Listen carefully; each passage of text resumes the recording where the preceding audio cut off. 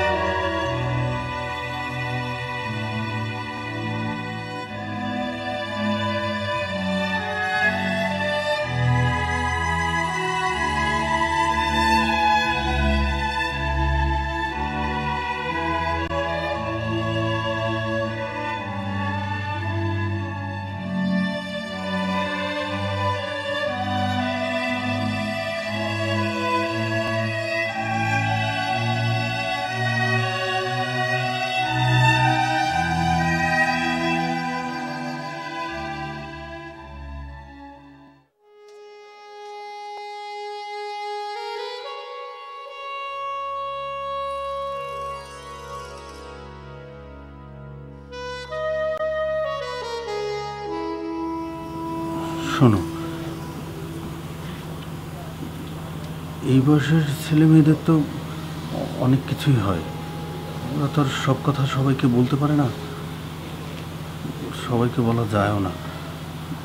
তুমি একটা কাজ করো, আমি বরং বাইরে থাকি, তুমি একটু জানার চেষ্টা করো কি হয়েছে, তোমাকে বলবে।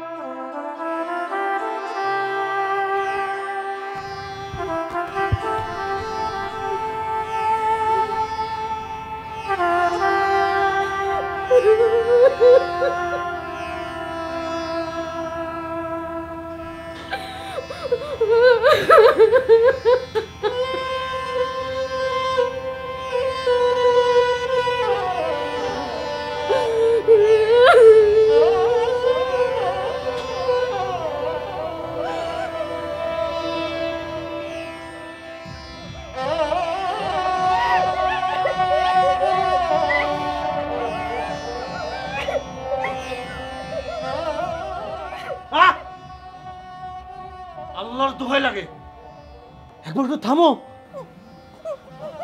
একটু থামো।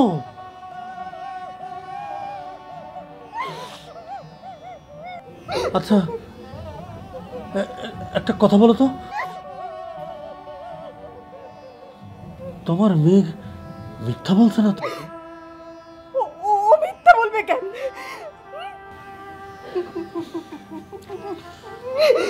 না, মানে আমি বিশ্বাস করতে পারছি না। কিন্তু আমি আমার মেয়েরে বিশ্বাস করি, আমার মেয়েরে আমি চিনি।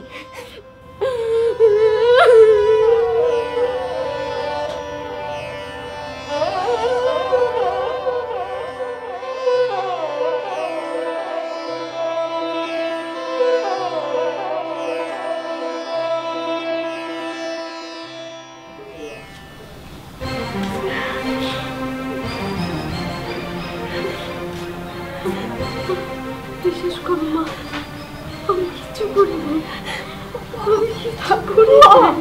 আমি জানি তো তুই কিছু করিস নাই, তুই কিচ্ছু করিস নাই। আমাকে খুলে কমা, খুলে কি হয়েছে? সারাক্ষণ সারাক্ষণ ঘুরা পেঁচায় সব নোংরা কথা। আমার ওইটা ভালো, সেইটা ভালো। আল্লাহ তোমারে কেন তো সুন্দর বানাচ্ছে? সব আশেপাশে নোংরা কথা মা, মুখেও না যায় না মা।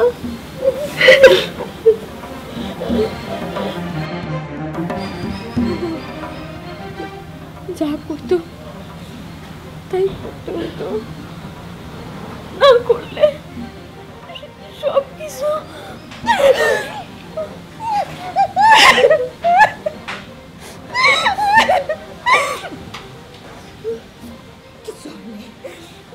তোর কিচ্ছু হয় নাই, সব ভুলে যাবা, সব ভুলে যা।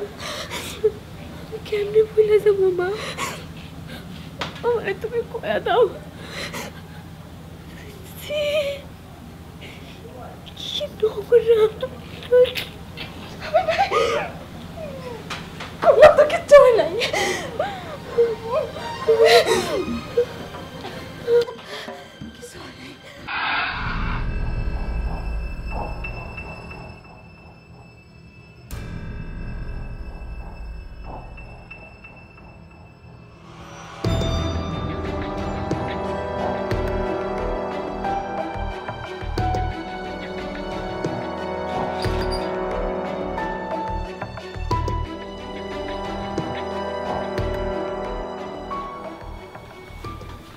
আমার মিষ্টি ছাত্রী যে বস বস বস। এত দেরি হলো কেন রে? আমার শরীরটা আজকে বিশেষ ভালো না রে, সবাইকে বিদায় করে দিয়েছি। ও স্যার, আমিও ঘুমায় পড়ছিলাম তো একটু দেরি হয়ে গেল। না ঠিক আছে ঠিক আছে, তুই বস। আর তোকে দেখে তো আমি অর্ধেক এমনি সুস্থ হয়ে গেছি। তুই বস, একটু রেস্ট নে, আমি ভিতর থেকে আসছি। হ্যাঁ না স্যার, আপনি বরং রেস্ট নেন, আমি আজকে যাই। না না, যাবি কেন? একটু বস, রেস্ট নে। আর পড়াগুলো দেখিয়ে নিতে হবে না? আমি একটু ভিতর থেকে আসছি। হ্যাঁ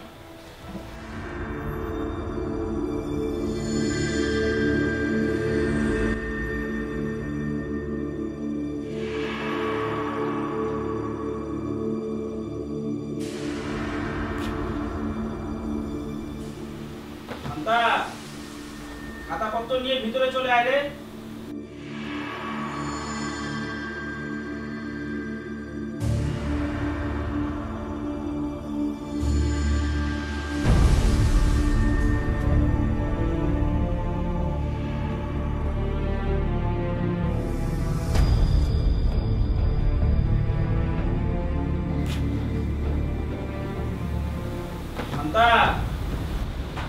জি স্যার, আসছি।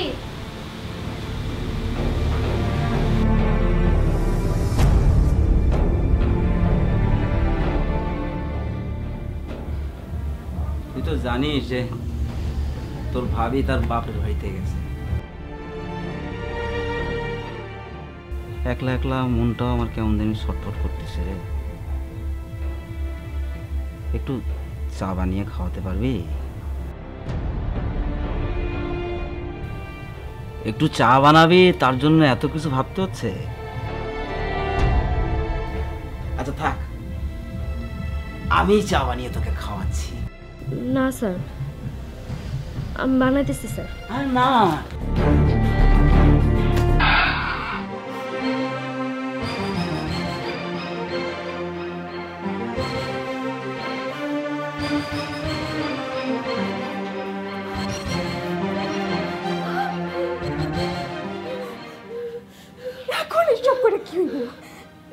এখন কি হইব? যখন খুন পোকায় কুটুর কুটুর করে কামড়াইছে তার আওয়াজ শুনতে তো খুব ভালো লাগছে। শয়তান মেয়ে, তোদের আড্ডি সব কিছু শেষ করে উঠাও না।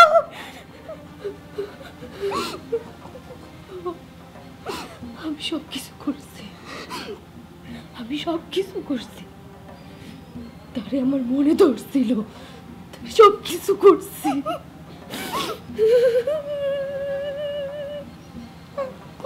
আমারে খুলে কইতে, একবারটা খুলে কইতে। তুই মারবি কেন?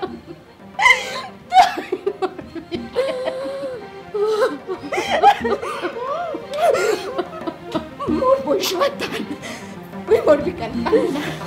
চুপ, কাঁদবি না।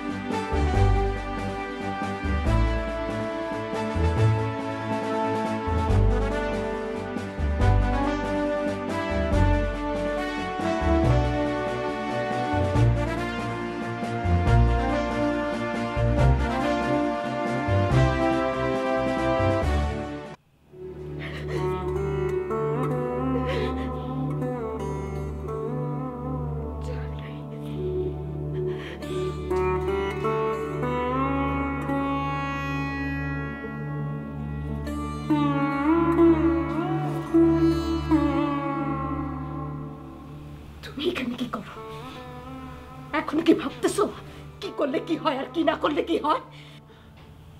এই কথা সবাই জানলে সিসি করবে। আমার মেয়েটার ভবিষ্যৎ বলে আর কিছু রইল না। সবাই কি ভাবলো না ভাবলো তাতে আমার কিচ্ছু যায় আসে না, কিচ্ছু যায় আসে না। ওই শয়তানটার কি করবা সেইটা আগে ভাবো। আস্তে কথা বলো, চিৎকার করলে কি আর সবকিছু সমাধান হয়? আর তাছাড়া আমার কি এমন ক্ষমতা আছে? আমি কিচ্ছু জানি না, কিচ্ছু জানি না। ওই শয়তানটার ইচ্ছার পুতুল হয়ে আমরা থাকবো না।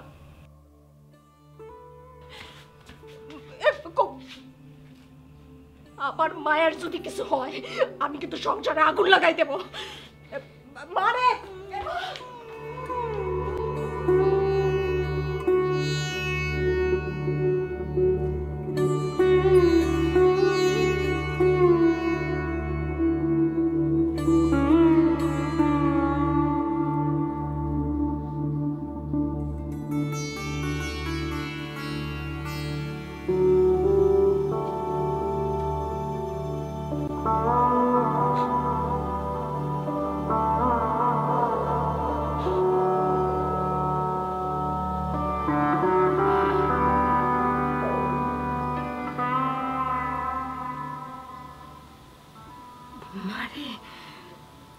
মানুষের জীবনে কত কিছুই ঘটে, তাই বলে কি জীবন থাইমে যায়?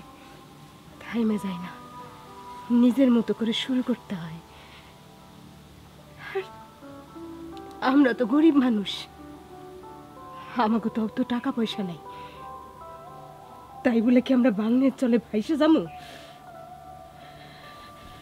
আমার দম বন্ধ হয়ে আসে মা, আর অন্য কোথাও পাঠায় দাও, বুক ভরা যেন আমি দম নিতে পারি। তুই কোথায় যাবি মা? তুই কোথাও যাবি না। যাইব তো শয়তানটা, তুই কোথাও যাবি না। আমার সাথে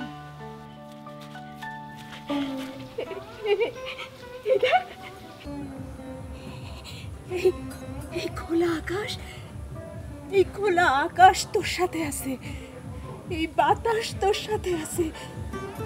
এই দেখ, আমি তোর সাথে আছি। তুই কোথায় যাবি? কোথাও যাবি না।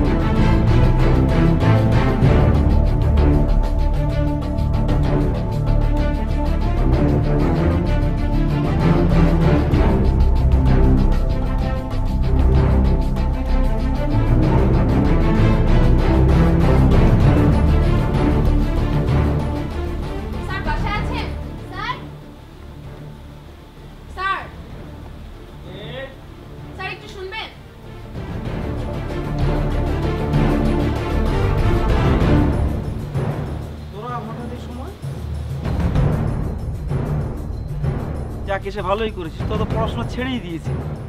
তো আয় আয় আয়, ভিতরে আয়, ভিতরে বসে কথা বলি, আয়। এক পা নড়বেন না এখান থেকে, খবরদার যদি ভেতরে যাওয়ার চেষ্টা করছেন। আপনি কি ভাবছেন আমরা একা আসছি? আমাদের সাথে আরো লোক আসছে। এই এটা কিন্তু বাড়াবাড়ি হয়ে যাচ্ছে। করে দাঁড়ায় থাকেন এখানে। শান্তা, শান্তা, শান্তা দেখ, এই মোবাইলগুলো আমাকে দিয়ে দে, এর মধ্যে আমার অনেক জরুরি ডকুমেন্ট আছে। হ্যাঁ দিয়ে দে। দেখ আমি কিন্তু তোর নামে চুরির মামলা করতে কিন্তু আমি বাধ্য হবো, কিন্তু বলে দিচ্ছি। আপনি কি পুলিশে দিবেন? আপনাকে আমরা পুলিশে দেব, আর এগুলোও যাবে পুলিশের কাছে। আপনার হাড্ডি মাংস একসাথে করে তারপরে পুলিশের কাছে দিব। আপনি আমার সাথে যেটা করছেন সেটা আর কারোর সাথে হইতে দিব না। সবকিছু পুলিশের কাছে যাবে, আপনি নিজেও যাবেন।